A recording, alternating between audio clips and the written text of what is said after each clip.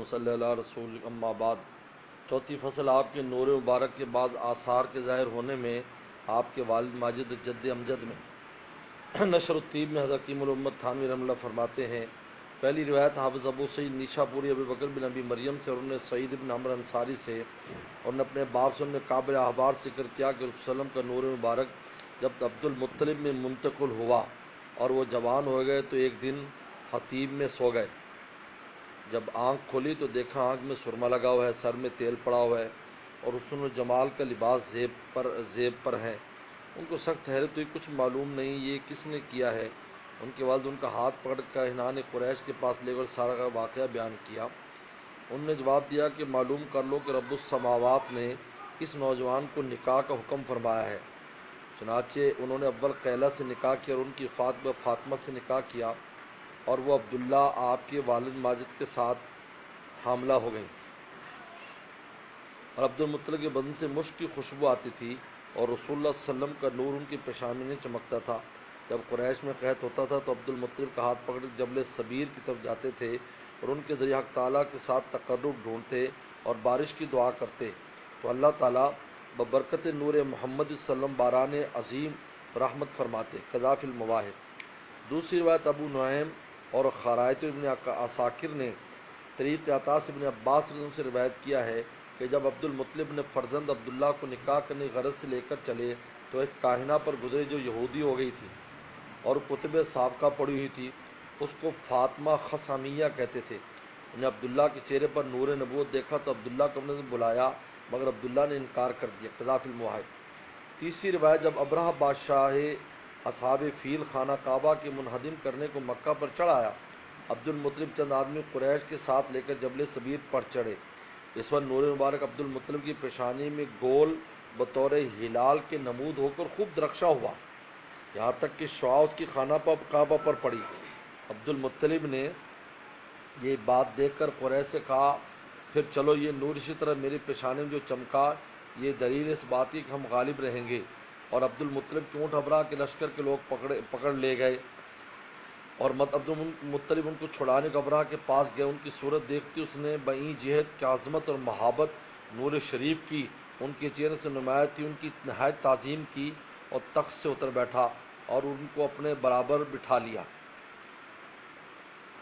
بالجملہ ایسی عظمت نور مبارک کی تھی کہ سبب اس کے بادشاہ ہیبت میں آ جاتے اور تعظیم و تکریم کرتے۔ قذاف تواریخ حبیب اللہ مولانا عنایت اللہ۔ معافی اللہ حمام قسما عظمن اور سید النحو فعل الخیر مبتدر۔ آپ کے سلسلہ نسب میں سب سے بڑے ہی بڑے ہیں جو عظمت میں شان رکھتے ہیں اور ایسے سردار ہیں کہ محل خیر کی طرف سبقت کرنے والے ہیں۔ حتیٰ بدا مشرفاً من والدیہ وقت تجملت بحلاہ الشمس والقمر، یہاں تک کہ آپ منور کو اپنے والدین سے ظاہر ہوئی حالت یہ تھی کہ آپ کے انوار سے شمس و قمر بھی صاحب جمال ہو گئے۔ یا رب صلی وسلم دائما ابدا علی حبیبی کا من زانت بی العسر۔ پانچویں صلی آپ کے بعد برکات میں جب آپ بصورت حمل بطن مادر میں مستقر ہوئے، پہلی روایت آپ کی والدہ ماجد آمنہ بنت وہب سے روایت ہے کہ جب آپ حمل میں آئے تو ان کو خواب میں بشارت دی گئی کہ تم اس امت کے سردار کے ساتھ حاملہ ہوئی ہو، جب وہ پیدا ہوں تو یوں کہنا اعیذہ بالواحد من شر کل حاسد، ان کا نام محمد رکھنا، جیسا کہ سیرت ابن حشام میں ہے۔ دوسری روایت نیز حمل رہنے کے وقت آپ کی والدہ ماجد نے ایک نور دیکھا جس سے شہر بصرہ علاقہ شام کے معلوم کو نظر آئے۔ قذاف سیرت ابن حشام فائدہ، اور یہ نور کا دیکھنا اس قصہ کے علاوہ ہے جو عین ولادت کے وقت اس طرح کا واقعہ ہوا ہے۔ تیسری روایت نیز آپ کی والدہ ماجدہ روایت کرتی ہیں کہ میں نے کسی عورت کا کوئی حمل نہیں دیکھا جو آپ سے زیادہ سبک اور سہل ہو۔ قذاف سیرت ابن شام فائدہ، محاورہ میں اس عبارت کے معنی مساوات کی بھی نفی ہوتی ہے۔ سب یہ کہ گھرا نہ تھا، اور سہل یہ کسی قسم کی تکلیف، غثیان، کسل، الٹیاں مر لگ جاتی ہیں، یا اختلال جو وغیرہ نہ تھی۔ اور شمامہ میں ہے کہ بعض حدیث میں آیا ہے کہ ایسا ثقل ہوا جس کی شکایت عورتوں سے کی، یعنی ایسا ثقل جس کا اور شاید کی ہو۔ اب ابو نعیم نے ثقل ابتدائی علوق جن حمل میں تھا، پھر وقت استقرار حمل کی خفت ہوگی، ہر حال میں یہ حمل عادت معروف سے خارج تھا۔ من الروض ہذا وقد حملت ام الحبیب بھی، ولیس فی حملہا کرب ولا ضرر، یہ تو ہو چکا کہ آپ کی والدہ ماجدہ حاملہ ہو گئی اور ان کے حمل میں نہ کچھ کرب تھا کوئی تکلیف تھی۔ یا رب صلی وسلم دائما ابدا علی حبیبی کا من زانت بالعسر۔ چھٹی فصل، بعض اوقات وقت ولادت شریفہ میں پہلی روایت محمد بن سعد نے ایک جماعت سے حدیث میں بیان کی، اس میں سے عطا اور ابن عباس رضی اللہ عنہما ہیں کہ آمنہ بنت وہب آپ کی والدہ ماجدہ کہتی ہیں کہ جب آپ یعنی نبی صلی اللہ علیہ وسلم میرے بطن سے جدا ہوئے تو آپ کے ساتھ ایک نور نکلا جس کے سب مشرق مغرب کے درمیان سب روشن ہو گئے، پھر آپ زمین پر آئے اور دونوں ہاتھوں پر سہارا دیے تھے، پھر ہم نے خاک کی ایک مٹھی بھری اور آسمان کی طرف اٹھا کر دیکھا۔ قذا فی المواہب۔ فائدہ، اسی نور کا ذکر دوسری حدیث میں اس طرح ہے کہ اس نور سے آپ کی والدہ نے شام کے محل دیکھے۔ حضور صلی اللہ علیہ وسلم سے واقعہ نے خود ارشاد فرمایا، وہ رویا امی اللہ ترات، اور اس میں ایک ارشاد ہے وَكَذَلِكَ أُمَّهَاتُ الْأَنْبِيَاءِ يُرَيْنَا، کہ نبیوں کی انبیاء السلام کی ماؤں کو ایسے ہی نور دیکھا کرتی ہیں۔ اخرج احمد بزار طبرانی حاکم بھی کے نربان ساریہ قال ابن حجر صاحب ابن حبان حاکم قذا فی المواہب۔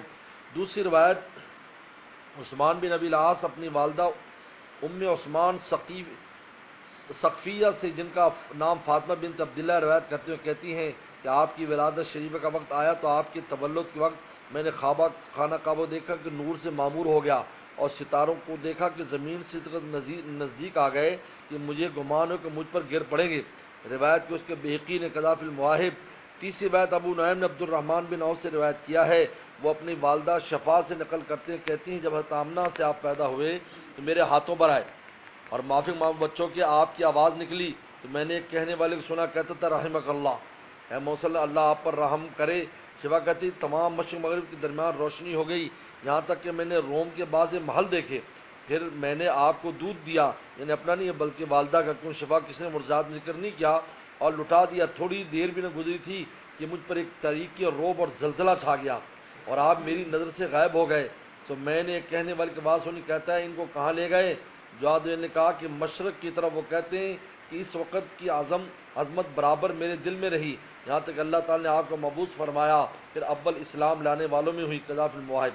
پیدا، مشرق کے ذکر سے مغرب کی نفی نہیں ہوئی، دوسری روایت میں مغارب بھی آیا۔ قذا فی الشمامہ، شاید تخصیص ذکری اس روایت کی بنا پر برشرف سمت مشرق کے ہے، بوجہ اس کے کہ وہ مطلع شمس کا جیسے شروع والصافات میں رب المشارق فرمایا گیا۔ چوتھی روایت اور من جملہ آپ کے عجائب ولادت کی یہ واقعات روایت کیے گئے ہیں، کسرا کے محل میں زلزلہ پڑ جانا اور اس کے 14 کنگوروں کا گر پڑنا، بحیرہ طبریہ کا دفن خوش ہو جانا، فارس کے آتش کدہ کا بجھ جانا جو 1000 برس سے برابر روشن تھا کبھی نہ بجھا تھا۔ روایت کو اس کو بہقی نے، ابو نعیم نے اور خلائط نے حواتف میں اور ابن عساکر فی قذا فی المواہب۔ فائدہ، یہ واقعات اشارہ ہے زوال سلطنت فارس اور شام کے، اللہ عالم۔ پانچویں روایت فتح الباری میں سیت الواقدی نقل کیا کہ آپ نے شروع ولادت میں کلام فرمایا، آگے اہل کتاب کی خبریں دینا آپ کے تولد شریف سے میں مذکور ہے۔ چھٹی روایت بہقی اور ابو نعیم نے حسان بن ثابت سے نقل کیا ہے کہ میں 7-8 برس کا تھا اور دیکھی سنی بات کو سمجھتا تھا۔ ایک دن صبح کو ایک یہودی نے یکایک چلانا شروع کیا، جماعت یہود کی 100 سب جمع ہو گئے۔ میں سن رہا تھا، کہنے لگے تجھے کیا ہوا؟ کہنے لگا احمد کا وہ ستارہ آج شب میں طلوع ہو گیا جس کی ساتھ میں آپ پیدا ہونے والے تھے۔ سید ابن شام میں یہ، چونکہ مدینہ میں تھے تو مدینہ کا قصہ ہے۔ سید شام میں یہ بھی ہے کہ انہیں ساق صاحب اکثیر کہتے ہیں کہ میں نے سعید بن عبد الرحمن بن حسان بن ثابت سے پوچھا کہ جب حضور صلی اللہ علیہ وسلم مدینہ طیبہ میں تشریف لائے تو حسان بن ثابت کی کیا عمر تھی؟ انہوں نے کہا 60 سال کی،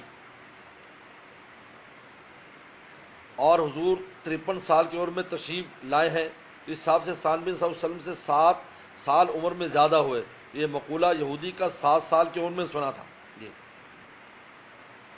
نبی صلی اللہ علیہ وسلم میں آئے تو 7 سال عمر تھی اس وقت اس کی، حسان بن ثابت کی۔ 7ویں روایت عائشہ سے مروی ہے، یہ یہودی مکہ میں آ رہا تھا، سو جس شب میں وسلم پیدا اس نے کہا اے گروہ قریش تم میں آج کی شب کو بچہ پیدا ہوا ہے؟ انہوں نے کہا ہم کو تو معلوم نہیں۔ کہنے لگا دیکھو کیونکہ آج کی شب اس امت کا نبی پیدا ہوا ہے، اس کے دونوں شانوں کے درمیان ایک نشانی اس کا لقب مہر نبوت ہے۔ چنانچہ قریش نے اس کے پاس سے جا کر تحقیق کیا تو خبر ملی کہ عبداللہ بن عبد المطلب کے ایک لڑکا پیدا ہوا ہے، وہ یہودی آپ کی والدہ کے پاس ہے، انہوں نے آپ کو ان لوگوں کے سامنے کر دیا۔ جب اس یہودی نے وہ نشانی دیکھی تو بے ہوش ہو کر گر پڑا اور کہنے لگا کہ بنی اسرائیل سے نبوت رخصت ہوئی، اے گروہ قریش سن لو، واللہ یہ تم پر ایسا غلبہ حاصل کریں گے مشرق و مغرب سے اس کی خبر شائع ہوگی۔ روایت اس کو یعقوب بن سفیان اسناد حسن سے، یہ فتح الباری میں آگے وہ نقل کیے ہیں اشعار حسان بن جو قصیدہ بردہ کے، ابانا مولد وان طیب عنصری یا طیب مبتد من و مختتمی یومن تفرس فی الفرس انہم قد انذروا بحلول بوس والنقم بات ایوان کسرا وهو منصدع کشمل اصحاب کسرا غیر ملتئمی والنار خامدۃ انفاس من اسف علیہ والنہر ساحل عین من صدمی وساء صاوة غاضت بحیرتها ورد واردها بالغیظ حین ظمی کأن بالنار ما بالماء من بلل خضر بالماء ما بالنار من زرمی والجن تحت والانوار ساطعۃ والحق یظہر من مانا ومن کلمی امو وسمو فاعلان البشائر لم تسمع وبارقۃ الانذار لم تشمی من بعد ما اخبر الاقوام کاہنهم بان الدین المعوج لم یقم وبعد ما عینوا فی الافق من شہب منقضۃ وفق ما فی الارض من صنم یا رب صل وسلم دائما ابدا علی حبیبک خیر الخلق کلہم۔ فرماتے ہیں آپ کے زمانے ولادت نے بسبب ظہور امور غریبہ اور کرامت عظیمہ آپ کی عمدگی، لطافت، طہارت اصل مبارک کو ظاہر کر دیا۔ اے قوم یا اے خوشبو تم حاضر ہو، آپ کے حسن ابتدا اور خوب خاتمہ کو دیکھو۔ آپ کی پیدائش کا روز مبارک دن ہے کہ اہل فارغ نے اپنی فراست سے اس آیات بینات کی بکثرت ظاہر ہوئیں اور بھی اوضاع فلکیہ دریافت کر لیا کہ وہ لوگ ڈرائے گئے، زمانہ ان کی زوال سلطنت اور پیش آنے والے مصائب کا بسبب ولادت سرور کائنات قریب آ گیا ہے، اور نوشیروان کا محل بوقت ولادت باسعادت بحالت شکستگی ایسا پاش پش ہو گیا جیسے لشکر کسریٰ کو پھر مجتمع ہونا نصیب نہ ہوا۔ آپ کی میلاد شریف کے وقت آتش مجوس جو 1000 سال سے برابر روشن تھی بسبب افسوس کی جو بطلان صد ہو گئی، اور نہر فرات ایسی حیران بے خود ہوئی کہ اپنا بہاؤ چھوڑ کر ساوا کے کھالے میں جا پڑی، اور اہل ساوا کو اس امر نے غمگین کیا کہ ان کا دریاچہ کا پانی خشک ہو گیا اور اس کی گھاٹ پر آنے والے جبکہ تشنہ ہوا خشمگی ناکام لوٹائے گئے۔ گویا آگ کی وہ کیفیت تری حاصل ہو گئی جو پانی میں ہوتی ہے بسبب رنج کی، اور پانی کو وہ خالص التہاب حاصل ہو گیا جو آگ میں تھا، اور جنات ظہور حضور کی آوازیں کر رہے تھے، اور انوار حضرت کے ظاہر و باہر ہو رہے تھے، اور حق ظاہر ہو رہا ہے امور باطنیہ سے اور امور ظاہریہ سے، اور بہرے ہو گئے سو اظہار بشارات سنا نہ گیا اور برق تخفیف نہ دیکھی گئی۔ اور زیادہ عجیب یہ ہے کہ یہ قبول حق سے ان کا اندھا اور بہرا ہونے سے امر کے بعد ہوا کہ ان کے کاہن نے تمام اقوام کو خبر دے دی تھی کہ ان کا نارست و کج دین آئندہ قائم نہیں رہے گا، اور وہ مجوس یا عام کفار باختیار ثواب سے اندھے اور بہرے ہو گئے۔ بات دیکھنے شعلہ ہے آتش کے اطراف آسمان میں جو جنات پر مارے جاتے تھے مثل اوندے اور منہ کے بل گرنے بتہائے روئے زمین کے۔ صلی اللہ علیہ وسلم۔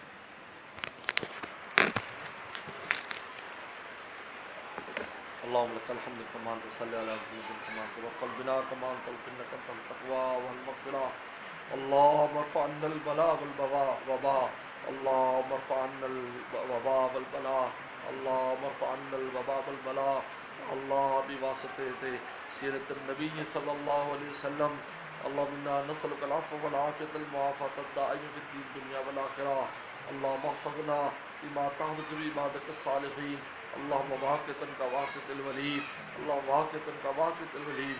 اللہ پوری امت مسلمہ کی حفاظت فرما یا اللہ، ہر مسلمان کی حفاظت فرما یا اللہ بلاد مسلمین سے اور ہمارے بلاد سے یا اللہ ہمارے گھروں سے، ہمارے شہروں سے یا اللہ ہماری زمین سے یا اللہ اس وبا کو اور اس عذاب کو مرتفع فرما سب کو عافیت نصیب فرما یا اللہ ان کافروں کو بھی ایمان لانے کی توفیق عطا فرما، ایمان والوں کو تیری پر رجوع کرنے کی توفیق عطا فرما، ہر طرح کی ہمیں عافیت نصیب فرما۔